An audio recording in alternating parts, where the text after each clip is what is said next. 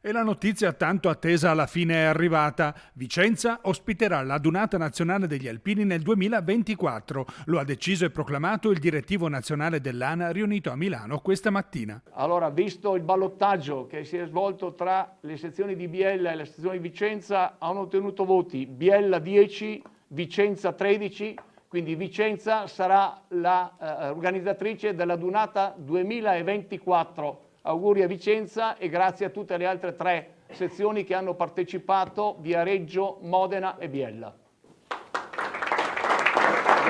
Il sogno, dopo 33 anni, si avvera per la città del Palladio e per la provincia più alpina d'Italia. La 95esima Dunata Nazionale tornerà in Veneto dopo 7 anni. L'ultima era stata a Treviso nel 2017, l'ultima a Vicenza nel 1991.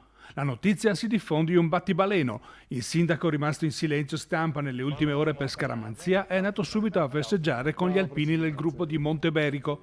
Uno sguardo dall'alto sulla città e sulle montagne e un meritatissimo brindisi liberatorio. Sollevando il bicchiere di vin, cin cin, e viva gli alpini! Cin cin. Sono stato in silenzio stampa perché ovviamente ci vuole anche un po' di scaramanzia in tutte le cose e devo dire che ha portato fortuna. Fino all'ultimo minuto abbiamo aspettato la notizia che è arrivata, una proclamazione importante sia per la città che per la provincia di Vicenza. Devo ringraziare i nostri alpini che hanno lavorato con le amministrazioni locali, con la città di Vicenza, con la provincia, con la regione a questo progetto importante che è stato sposato dalla commissione che ha valutato. Nel 2016 è stato votato Asti il posto di Vicenza, abbiamo continuato a lavorare e con l'attuale consiglio alla guida di Lino Marchiori, il nostro presidente, abbiamo ottenuto questo importante risultato che andremo adesso a sviluppare in maniera più consistente proprio per arrivare al 2024 pronti ad ospitare tutti gli alpini